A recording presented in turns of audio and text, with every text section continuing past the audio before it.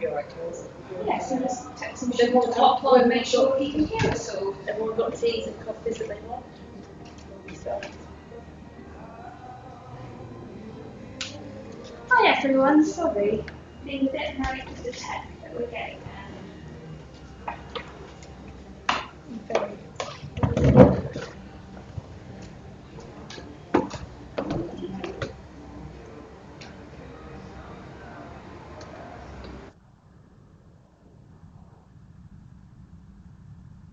I can hear myself, we're good. Okay, we'll go to the title screen.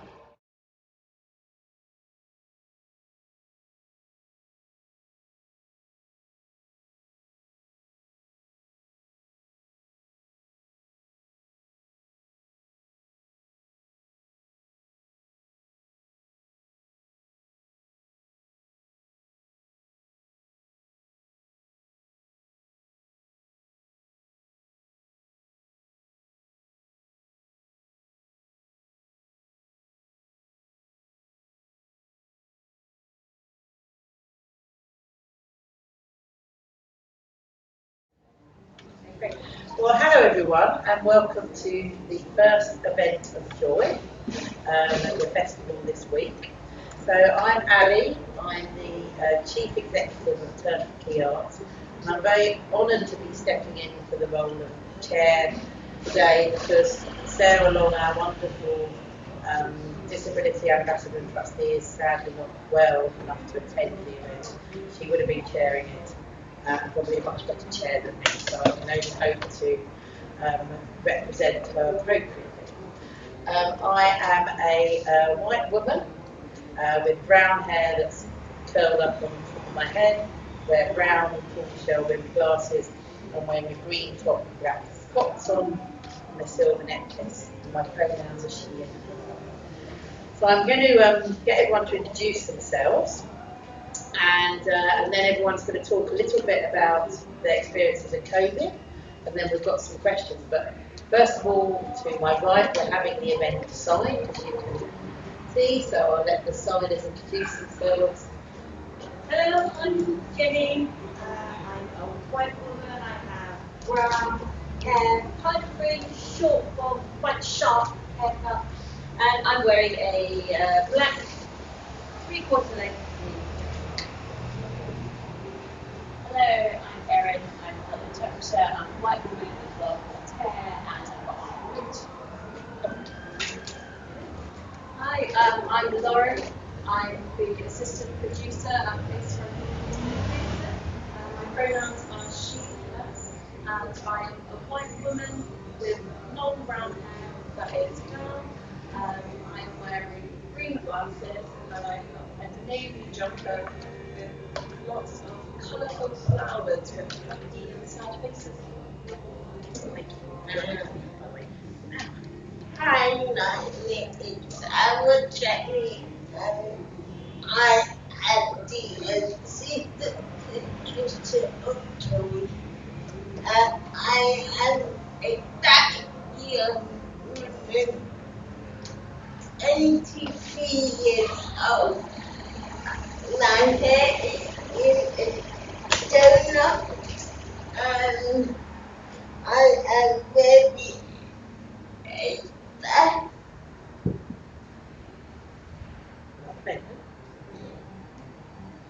Thank you, Ella. Rosie. I'm Rosie. I'm a dancer, a contemporary dancer from a big dance theatre company. I've got short, shoulder length hair, with glasses, and I'm wearing a dress. Thank you, Rosie. I'm Wolfgang, and artistic director of Niki, which I founded now 42 years ago. I don't know how it will accent, but people can hear an accent, like German origin. And I have now grey hair, or tail short, and what do I wear? Kind of blue shirt with a cap and everything. Anyhow, that's me. Thank you, Wolfgang. And then we've got Ashley joining us on screen. Are you with us, Ashley? Love you to describe yours. Oh, hello. Hang on a minute, Ashley. We've just got We've got some tech issues. Sorry, bear with everyone. us a moment. We can. It's not very loud though, so it might be Ashley trying to work out. Sorry, everyone. Typically the first day. It does it in the video. There we go. Brilliant. Thank you. Got you now, Ashley. Oh, You'd like okay. to introduce Hi, yourself. everyone. Sorry, I can't see everybody yet. My name is Ashley. I'm really sick, which is why I'm not there, which I'm quite sad about. I'm a white, non-binary person who is wearing glasses and has a kind of glassy, feverish look on their face of someone who's been sick for 5 days. Oh, we wish you better and thank you for joining us, Ashley. So we're very pleased to have gathered everyone here today for the Joy panel. We really want to look and reflect on what the last 18 to 20 months has been like during lockdown and the pandemic. So we've asked each of the panellists to just talk for a few minutes about what the last year and a half has been like for them, and then I've got some questions, hopefully to spark a debate, and then we'll throw it open to the floor. So I'm going to come to Lauren first, if that's okay, Lauren. Thank you, lovely. So the last 18 months, I actually started my role within Facefront Inclusive Theatre. Within Facefront, we have 3 strands. So we have our theatre in schools, we have our Act the Part, and then we also have our training strand. And all of those have to move online. So with our schools tours, we had to cancel them all, unfortunately, and that meant that we had to repurpose our funding, and we made digital offers. So we turned our schools tours into online schools tours with digital resource packs for teachers.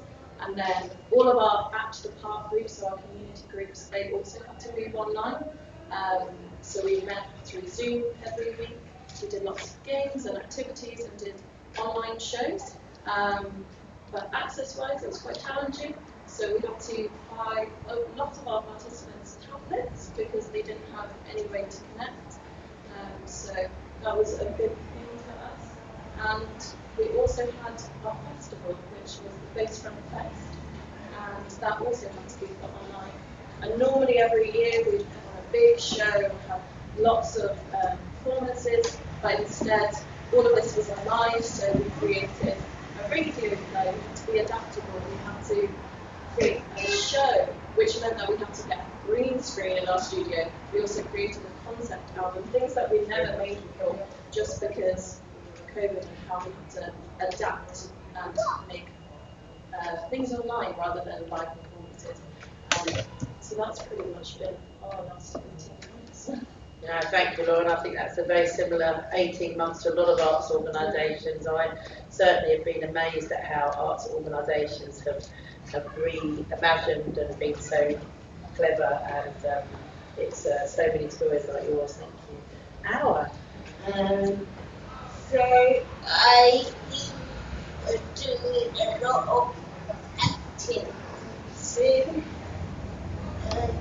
of the pandemic, but it's very hard to act on soon. I'd rather be in the area where I can see the other acting. Yes, it's been hard, and so I am in Act Up Newham, and Act Up Newham is based in East London, and we do a lot of films, and we just finished I am training, me and I, so we had to do that on film, which very hard, but we done that.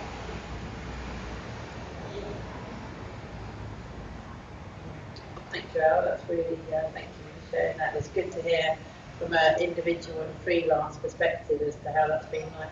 Aisling, I'm coming to you on screen next. So Ashley's prepared it on the video. So Right. what I'll do is I'll do the live stream first, and then I'll come over and play it for everyone else.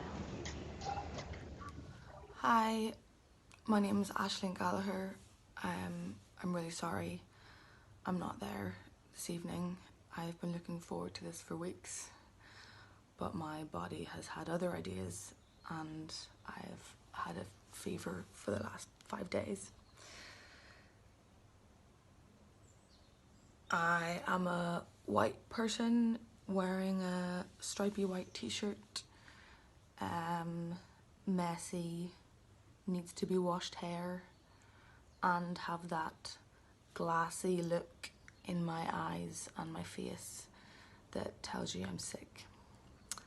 And I'm sitting on the floor of my very messy living room because I haven't been functioning for 5 days.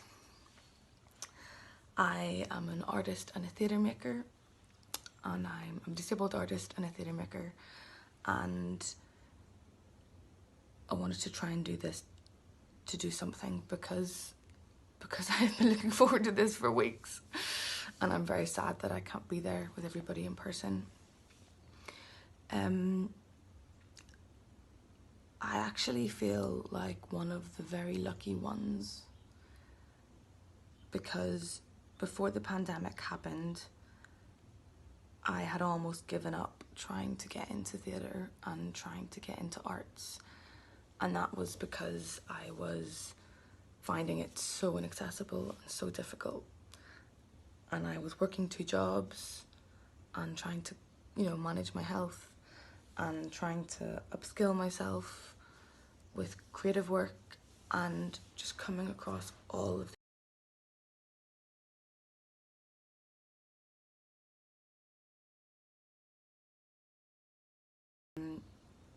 and it had a really bad impact on my mental health, because it just reinforced all of the ableist ideas that I had heard about me and had felt about myself when I was in my lowest times, and I was really on the cusp of giving up.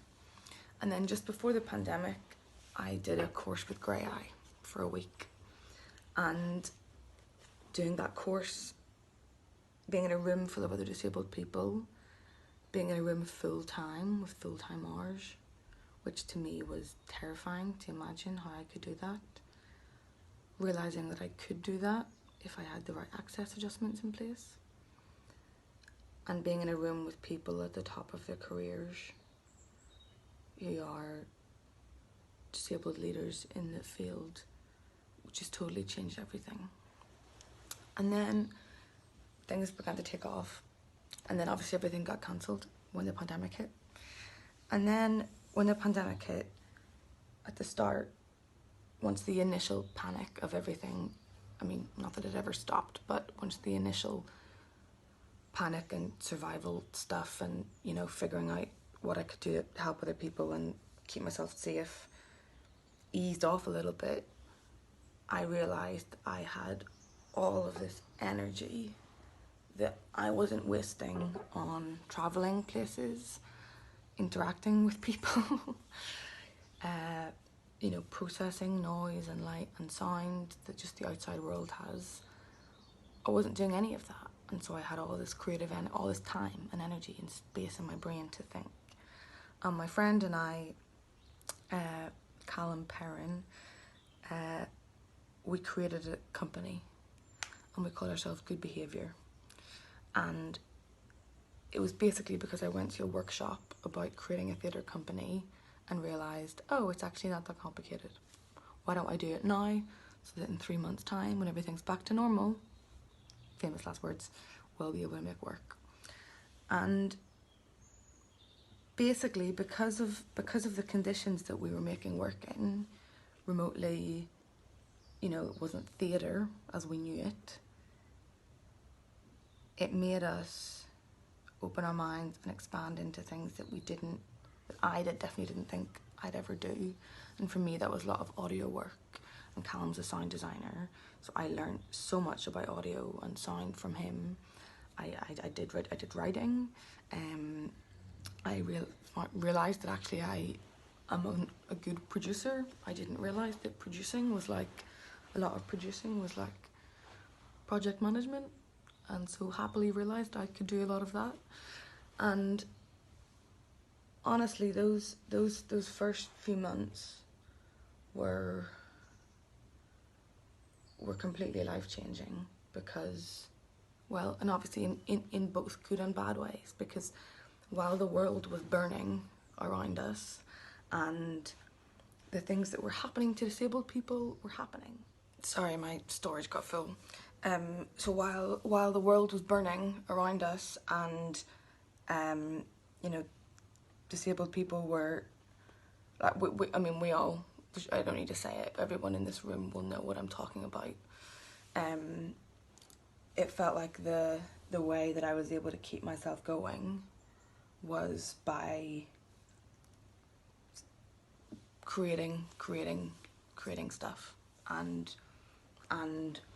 at that point, my day job was as a caseworker on an estate, so I was doing quite a lot of stuff around benefits, and so a lot of stuff was going on, and it was an escape. And one really wonderful thing that we did was that we quite explicitly, when we decided to make a company together, we decided to make sure that it was, you know, of our principles and using our neurodivergence. We're both it's quite an explicitly autistic-led company.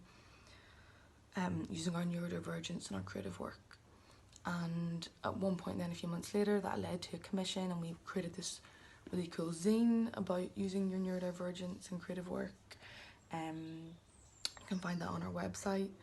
And we ended up doing things I never thought I'd do. Like, we ran this big participatory project with this really amazing group based in Stoke that we never would have worked with because they were in Stoke and we were in London, but it was great because we could. And it made me, you know, realise how important participatory work was for my values and for my practice. And since the world has started to open up again,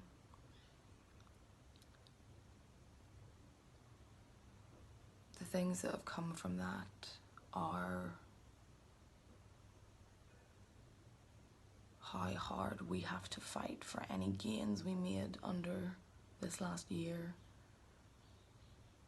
while also acknowledging that many of us didn't make any gains and actively had many setbacks. And there's been so many amazing people who've done activist work on this and have, you know, advocated for us to Arts Council, and, you know, Arts Council have sometimes been like, okay, we got that wrong, let's do this instead, and that's great. But I think the next big challenge is venues and organisations and institutions understanding that we're not going back to the way things were, because the way things were before didn't serve us. And even though my problem now is doing too much work and overworking and burning out, resulting in sickness like this, I feel like I have been so lucky in the last year and a half. And if I don't use my work and my platform for good to change the situation for other people as well, then what's the point? Yes, that's my fever-addled contribution. An idea of kind of what it was for us at the beginning of lockdown. And we're back in the room. Excellent. Rosie, we would love to hear from you about your experiences of the last 18 to 20 months. Well, I just had my hip done, so I had no swimming, no dancing, and no work. About the positive side of things, during lockdown, I had artwork, making new poetry. I had just had a real dance piece in Essex. I've got 2 dance events, one's Gertrude and Elaine Hammersmith, and it was on a big pool in Essex, and it was in a forest before the ambulance.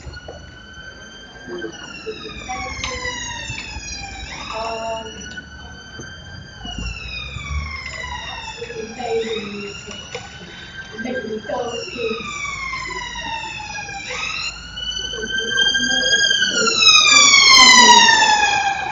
Sorry, Rosie, hang on 1 second. We're just going to close this window as well. I'm so sorry, people. I didn't quite realise how loud Shepherd's Bush was. Right. Carry on, Rosie. It was an amazing experience with Gertrude and Elaine, who were dance partners, who just made a new dance piece. It was very exciting for me to meet you and looking towards the future. And it was very new, but I really enjoyed myself.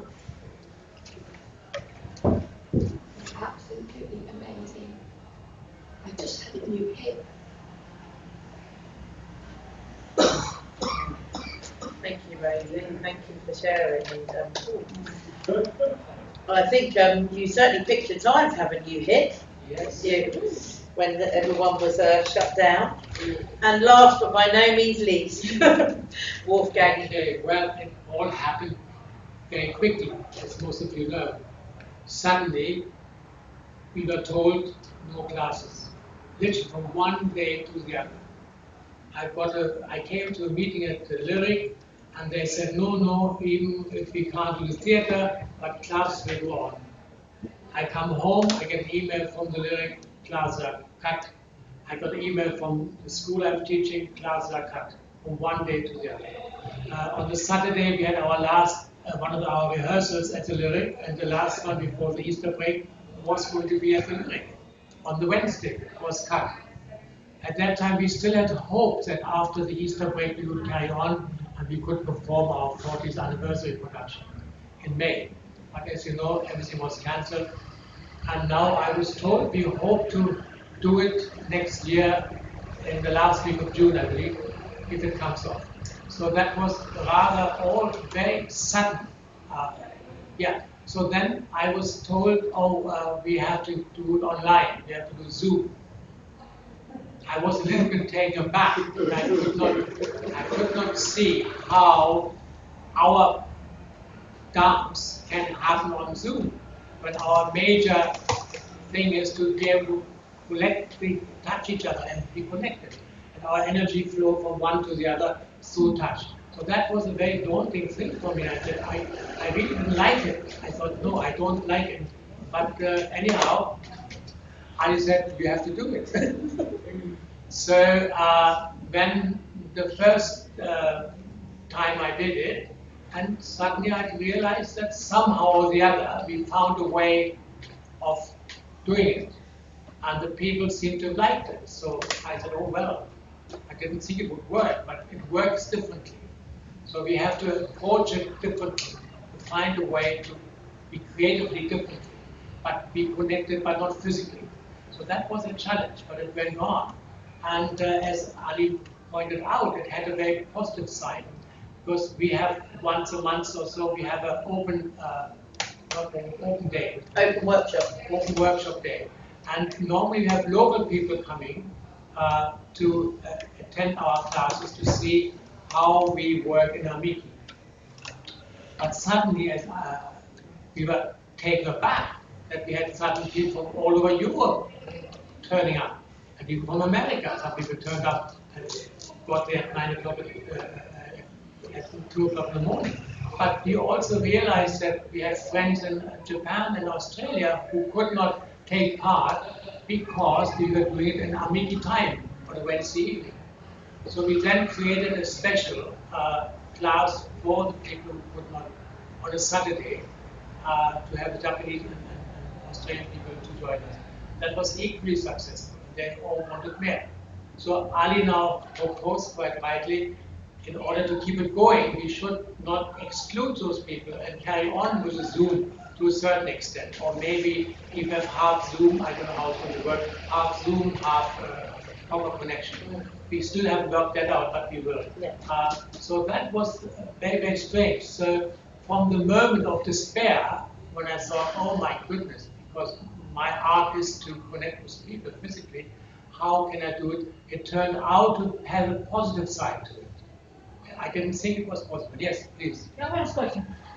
From a professional point of view, as a professional dance theatre company, how did you work out the financials? Did you ask people to pay like £10 for a ticket to be part of the Zoom? Well, we didn't have performances. There were no performances. Right. So how did you say it was financially? Financially, because the classes, particularly Amiki classes, the students pay anyhow. Okay. But we only asked people if they wanted to donate something, they could. Otherwise, they could have it free. Oh, okay. So people from Europe and everybody else, they could just join if they wanted. Other people, even Amiki members, if they had the means, they could pay. Otherwise, not. So we had quite a bit. Yeah, we did donate what you decide, and an average open workshop online would return people amazing about £300 a time. Okay. People, but everyone giving a little bit, and then Young Amiki that Amiki also had is funded by a funder, so that was able to keep going. And Amiki had some funds that we could just survive. We cut all costs and just kept everything very low so that we could survive. So I got a tremendous inspiration for the work from my wonderful who's next to me, and of course of Ingrid Molinos, who runs the Young Amiki. She was the first one who jumped in with full heart to do it. And I thought, well, and I went to her classes to see how she was connecting with the people. I thought, well, she's right, one can do it. But both of them are so creative that they even in the height of the pandemic, they had a summer school. Inviting lots of different teachers, ballet dancers, some other people to be part of that experience. To be able to reach out to other people, to have an artistic experience from different teachers. That was so successful that they did it again this year, but this time we could actually meet, we could be physically together. It was slightly different. It was like on Zoom and it was online. So that there was something positive outcome in the end of it all, even though it was very daunting. And I think it will be difficult. And even now, we hope that next year everything will be all right for the performance to take place. But of course, nobody knows this year brings, what next year brings. So we just keep our fingers crossed that the pandemic has taught us quite a lot, even though it was not very acceptable in the beginning. We had to learn to adapt. And I think with everything in life, we have to learn to adapt. Whether it is working in a group like Amiki, where we have so many different people of different abilities and different artistic expression, to bring them together. It's the same thing. We just have to find a different way to adjust. I just think very little. Years ago, I worked in a long-stay institution called Normansphere in Teddington, and am I right? Yeah, one minute. Just to tell you, and of course, I had the most wonderful hall there to dance with. The students all very severe with Down syndrome mainly and autism. And one day I come to my class, and the whole beautiful space was full of rubbish. They had a sailor, you know, rubbish sailor. Jumbo sailor. A jumbo sailor. Barbara don't laugh. A jumbo sailor. So, and you know, in the middle of my beautiful space was this huge big gas cooker. I could move it, nobody could move it. So I was so incensed that they should keep that and become with my student. And I said, look, this is unacceptable. If the Royal Ballet would have come here, you would have removed it. But because there are people who have learning difficulties, you don't care. They can't do anything. I said, well, get me some people to help. No, nobody would come. So I was really ready to go. So I was to make a stand. I just in came the student. Oh, Wolfgang, what can you do? So I started, and to realize suddenly I had a different thinking. That's not enough. I thought, whenever will I have the opportunity to dance with a dust cooker? I can't carry this huge monstrosity around with me. And you know, it was one of the most creative mornings I had.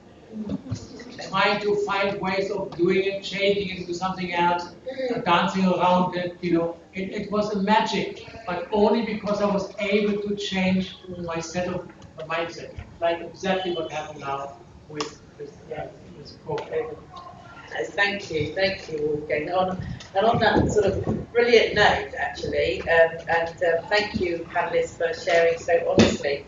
I'm going to mix the questions up a bit. I'd like the panellists to just share, ending on that Wolfgang note, something positive that you can take from lockdown, either in working practices or something that was highlighted for you that is a positive, however small, or something you might think you might do differently now. So I don't know who wants to kick off. Lauren, do you want to kick off with the lovely? I think with kind of what everyone's been saying, by moving online, we've had this greater access. We've had past participants join us from Holland or Scotland, and it's been really nice to have those moments of like connectivity. And actually, it was quite sad, but almost one of the highlights for me, just to show how important our theatre groups are, is one of our elderly members. She was 97. She had a suspected stroke. She went into hospital, and she actually joined our theatre group via Zoom. And we were like, "Whoa, this is amazing!" Obviously awful, but it was so nice to see her, to be able to know that she's okay and that she was recovering, but also she wouldn't be able to join our groups if it was in person, but having it online, it gave us that greater access. So that was, No, that's really true. Actually, Sarah, who's our disability ambassador and trustee, she said, because she was joining our trustee meetings online, and she's severely disabled with lots of health problems, and she was saying for the first time she feels, equal to everyone else, because everyone's having to join everything online and everyone's stuck at home. And obviously Sarah was isolated a lot longer, but she said it's given her such a wider thing to be able to watch things online, engage in projects online that she wouldn't normally be able to send. We normally send a recording afterwards, but she felt so included. Yeah. I just want to say that online was great for me, because I did a lot of live streaming, singing online, and live concerts from my bedroom in the paper, blah blah blah. But one thing that was really, even to this day, is that Zoom does it automatically in edit captions. Put captions on Google Meet, we've got captions on MS Teams, but everyone's kind of like the default is Zoom and there's no captions. And it's very difficult for someone who's hard of hearing, if somebody speaks at a naturally rapid pace, it's very difficult. So that it's not the most, it's accessible, it's more accessible than in person, but it's not fully accessible. No, it's a really good point actually. There is still much more to be done around access online. I completely agree. There should be an automatic PSL option as well. Yeah, very good. Rosie, would you like to share something positive from you from the lockdown experience? Do you have something positive to? Positive is dancing is really good for me.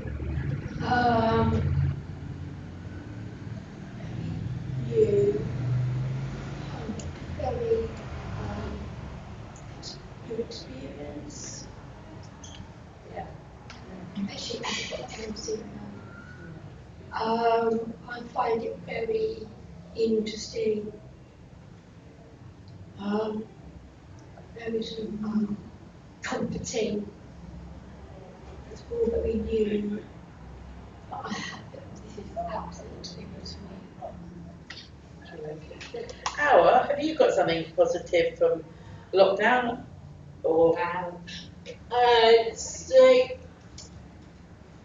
in my activity in London, we made a film on Zoom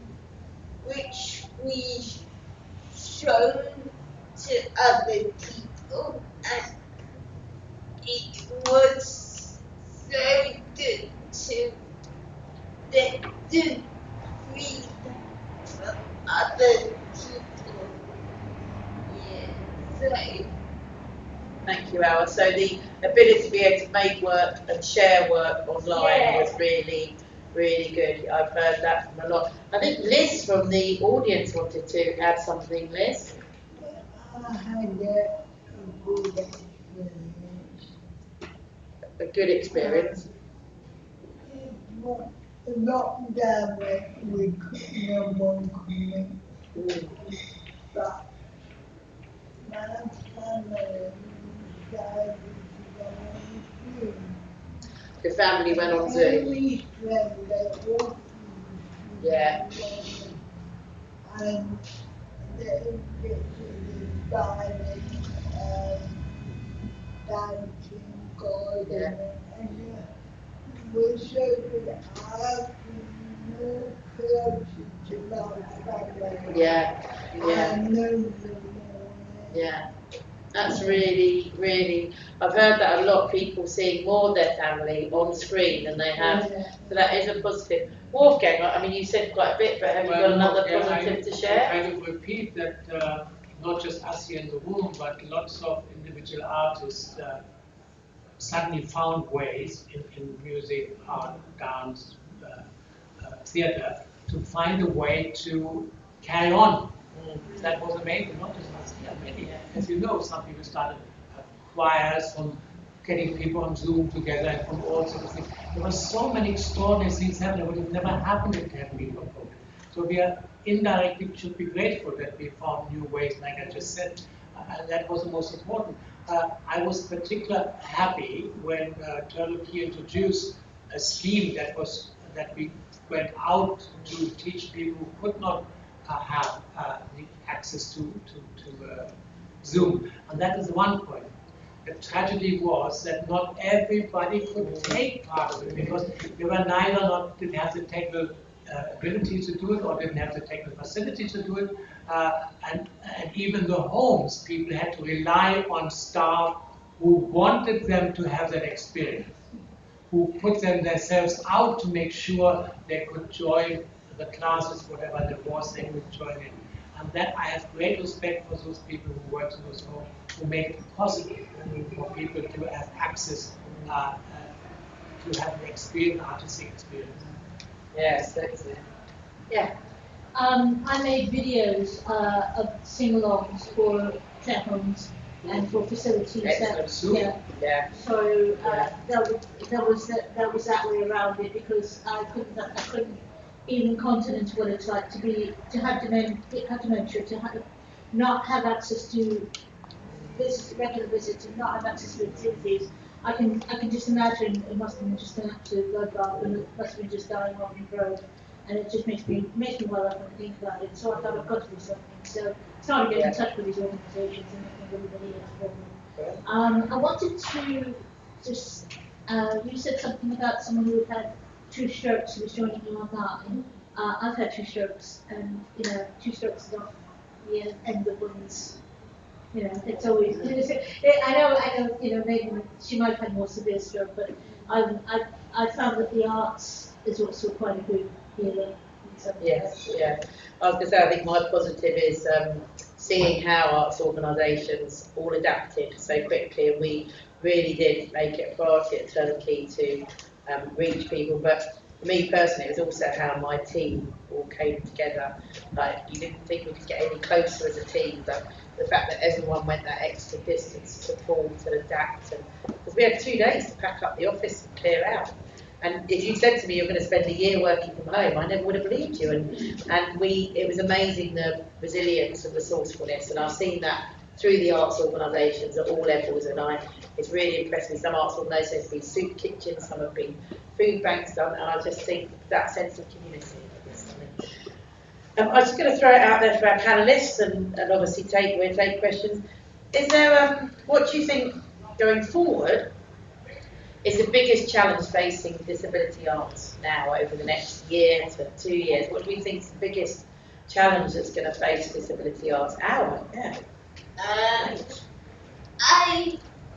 had a huge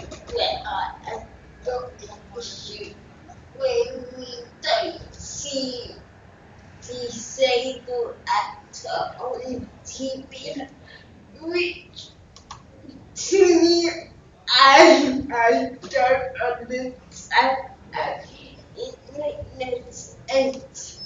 And I don't like it when they have a show and the lead is acting a disabled actor. Yeah. I mean, they like what is that? Don't you find a disabled actor? Yeah. That's a really good point. So the challenge is to keep making sure that the lobbying and the support does not go away. It's pretty grim out there because the president of the disabled section of, well, the president of Equity, Maureen Beatty, is an actress and she played a wheelchair user in production and she's a non-disabled person. And I could say that we had quite, I was a member of the committee at the time, we had quite a few meetings with her after that, we were not happy. So if that's still going on in 2018, we have a long way to go. It is a need for you and the lead that the actor wanted to be disabled. And I sat there and I watched it. I just didn't whatever. No, it's good. Challenges for the disability community arts going forward. Lauren, any thoughts?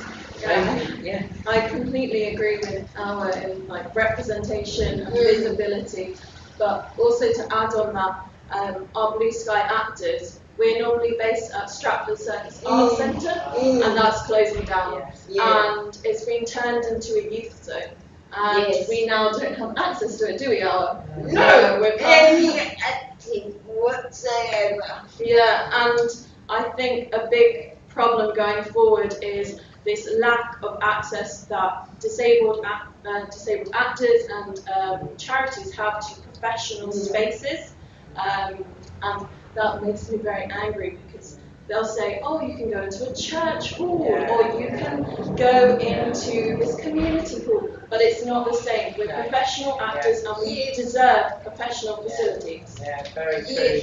Very true. Sorry, I missed that bit. What's going on with Stratford Circus? It's closing down. Yeah. We've informed their lot. It's tragic. Wolfgang, I'll tell you, I told you the story about Norman's Field, so many years ago, when they didn't clear the room because they had people with learning difficulties. But recently, I was doing some work for Turtle Key Arts and their new program to go out, which is called Dance on Dance. Where dance again? Dance on the stairs or dance on the whatever, dance on the doorstep. sorry. So when you won't believe it, and I went to people's action. What was it? Action on disability in a school. The other one. Oh. You went to Equal People. Equal People, and I come there with my other colleague who's visually impaired, and we come there and she said, oh Wolf, I'm sorry, but they have a meeting today in this room that we were teaching. Can you go outside in the yard? I just said, I thought those times had passed. Yeah. And particularly you, an organization who represents people, and you're telling us to go, couldn't you ask them to have the meeting another time?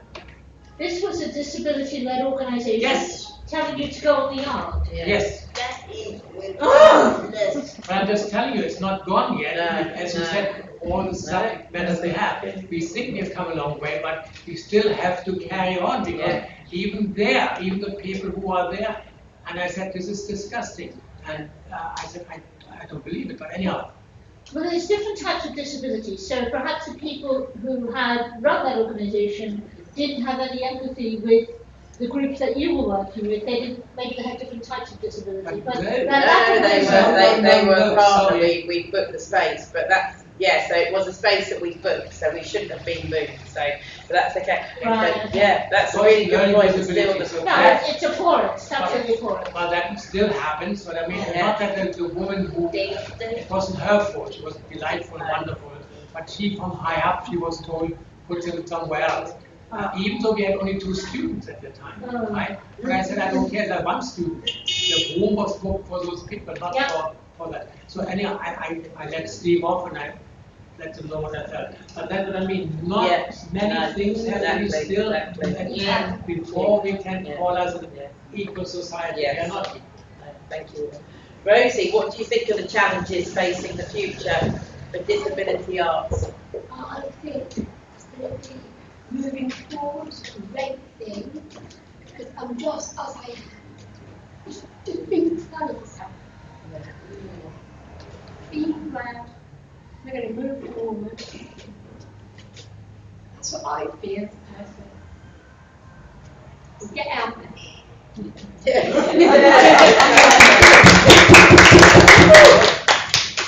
Well, I knew Rosie would make me cry, because she always does. But anyway, very well said, Rosie. I'm going to, I don't know if anyone, maybe we'll just take a few. Has anyone got anything that any work they've seen over the last 18 months that has inspired them?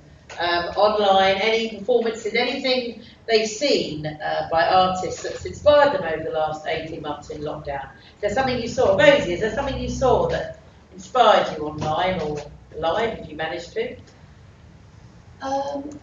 Sometimes being on Zoom can be quite hard work at times. But live is my thing because it makes me more free. Being free at all times and making new friends. And just being proud of yourself, really. Being proud. Thank you. Any of the other panellists want to share anything they've seen online or managed to see anything like over the last 18 months that inspired them? What was really for me inspiring was young Amiki doing the summer school. That was for me the most inspiring. Can I just say? Yes, please do. The inspiration I had. I'm Rosie's driver, by the way. And it was that the discipline that young Amiki had on Zoom. And as soon as the choreographer, the dance lead, started, everyone was quiet. With Big Amiki, when Wolf was running it, the talking went on for about 20 minutes before we could actually start. Very true.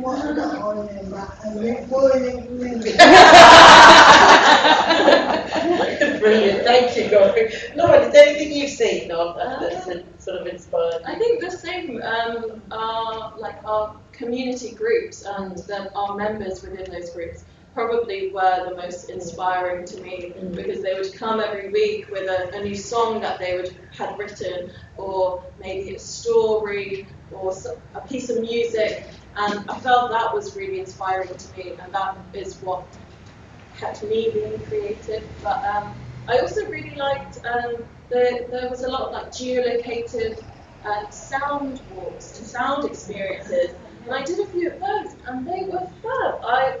I think I got so much Zoom fatigue because you're just constantly on the screens. So being able to go outside, have a walk, and just have this headset and listen to the sound was really, really amazing experience.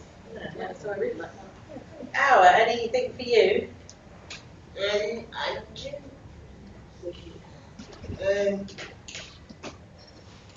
You're thinking? No, not acting. We listen each week, say, and we came up with the idea on Monday, and then on Wednesday, saying it, say, keep on doing that in the lockdown, and people actually got it. And they shared such nice feedback for us as a printed country. Is there? I'm gonna use this as sign off. I'm gonna invite any questions from anyone, either online or out in our. Yeah. Dee. Do you think that although we didn't want to go online and we much prefer to do things physically because we're all artists and it's about seeing people, do you think because of what Wolf was saying about you can see you other people in other countries have been able to see your work? They never would have been able to before. Other people have joined workshops. Do you think we should hold on to some of the things that we found out about online? I think so.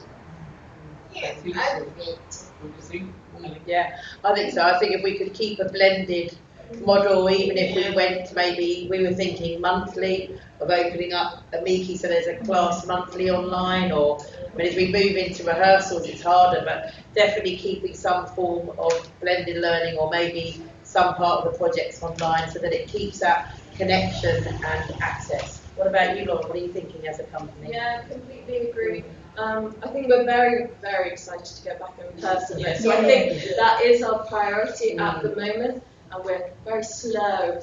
Everything's slow moving to get it all in motion. So I think we will be trying to go back in person as much as possible, but in the future we are still going to be producing our digital tours, and so that can now go into different regions, into different countries. So yeah, there's definitely two sides of this. Yeah, I think there's definitely opportunities to keep it. We're, as you said, very keen to get back in the room, and we managed to actually do some live projects in the summer, and they were so, just seeing people, it's joy, and so it made you remember everything you've missed. But I think it's important not to forget about that level of inclusion and access. Any other questions from the floor? Would you like to have questions or comments? Yes. I just think that if you decide to do away with the blended model and you decide to, you're basically losing not only potential participants in your potential audience, but those people might have actually grown very fond of your work and they become a fan of yours, and all of a sudden you're not doing online anymore, and they're going to feel very excluded and shut out. So I think it's absolutely vital that you all continue with some form of blended model. I can give you an example. The other day I was supposed to go to an event, and I thought for some reason I had it in my head it was an online event. I wasn't feeling terribly well, and then I found out it was just in person. There was no online available. There was a couple of festivals coming up, and I've been saying, do you have online tickets? Because I can't afford to actually go to another part of the country for a week and just give up my work and just, and I'm saying online, and people just seem to be forgetting very quickly. About online. So I'm very pleased that you've all that's good. Taken that forward. Yeah, it's a good message. I think we have a question from Ashley. Ashley, yes, thank you. What's her question? Hi, so I've been lying on my bed listening to this. This, I guess, it's just about the things being online and moving back in person. I guess it's a warning that unless we, as a section of the arts world, and as a disabled-led section of the arts world, push for this loudly and angrily now, often, it won't. Lots of the big places won't keep doing this, in my honest opinion, from the last year of the various places that I've worked, and that's because people are understandably thinking about resources and budgets and money and trying to keep theatres afloat whenever they're going to nearly collapse. But we need to be really, and this can maybe where the activist bit of me comes out, but we need to be really, really forthcoming in how much this is about equal access to art, where loads of disabled people have been excluded from it for years and years and years, and no one's cared. And now we just can't go back, and if we start to give it up a little bit, it's only a matter of time until it all goes back. Thank you, Ashley. It's almost like we've rehearsed this and we haven't, but I'd love to throw this out for you to start with, Ashley, if you can stay with us. So if any audience members here or online want to improve our industry or get the word out further about disability art, what would you encourage them to do, panellists? Ashley, can I start with you? What would you encourage them to do? Shout about disabled work. If you are a disabled artist, shout loudly about the inaccessibility of various places. And obviously, I do think there's an art to that, in that it is worth. Well, I generally believe it's worth giving people one or two chances to call them out politely behind closed doors before they continue to do it, and then having to go a bit louder. I'd also make clear a lot of these places will be getting Arts Council money, and if any because they're NPOs, they have, that's public money, that's our money, and they have a duty and a responsibility under the Equality Act to be making things accessible. And I would say that if you weren't an activist before this, you probably are now. That's good. That's good. Thank you, Ashley. Hang on, I'll get you in a minute. Other panelists, what would you encourage our audiences to do? I'm going to forget what I'm going to say. Go on. Say it now. Go on then. Join a trade union. Join Equity. If you're not already a member of Equity, join Equity. Because it's a bit toothless, but what I would say is that we're going to really fight for disabled art and fight for our industry. We need to be members of the trade union, because there's obviously more power in the union. But also there's an organisation called Disability Arts Network. They're based in Manchester. They do get jobs and transcripts from all over the country, and they're an online service. So it's Disability Arts Networking.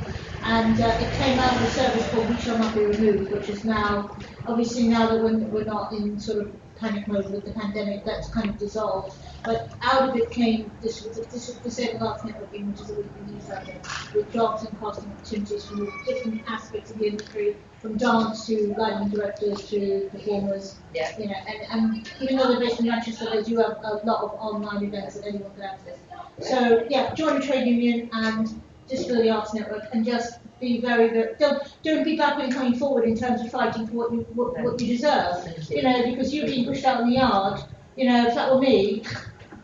Anyway. Yeah. Thank you. Now I have memory problems. That's all right. That's great. Thank you. I didn't want to forget. No, that's good. Thank you, Lauren. I would say be bold and push the boundaries. I would say bring up venues and ask about their policies on relaxed performances, about captioning, about BSL. I would say that every venue should have a resident inclusive theatre company, so we are part of the infrastructure, so we are part of the movement of change. I would say join a board, so you're part of these inclusive theatre companies, and you can be part of the decision making. Also, just follow us on social media, support our shows, comment, make us visible so that no one can ignore us. Brilliant. What would you encourage people to do to get the word out further about disability arts? Just, keep on doing and never stop doing. One day we will.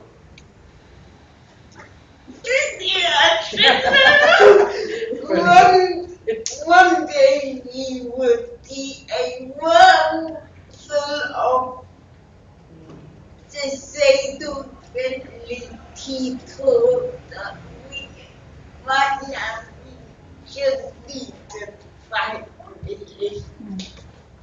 Thank you, Al. Very good words. Really good words. Thank you. Whew, you are a strong panel. Rosie, what would you say? What would be your call to arms? I think just get out there and just do your best.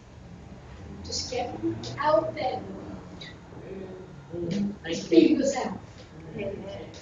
And I have spent a long time working with the Miki. I think Telke's been working with them 20 years this year, and I've travelled quite a bit of the world. And I think with seniority, and I know you always have something special to say. I'm going to give you the closing call to arms, Wolfgang. What would you encourage us all to do with your vast experience? Well, because of what you already started, I feel there's still people in the community who have no access still to the arts.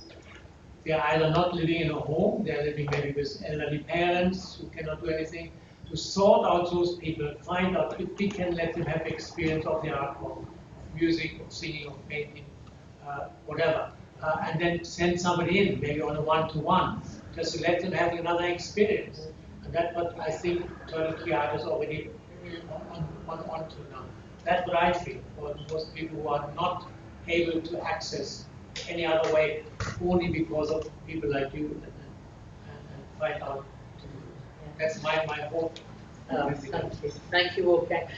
Well, thank you, panellists. I think that's been an inspiring hour and some really good actions to come out and thought-provoking. So I just would love you all to give our panellists a huge round of applause and much gratitude from all of us.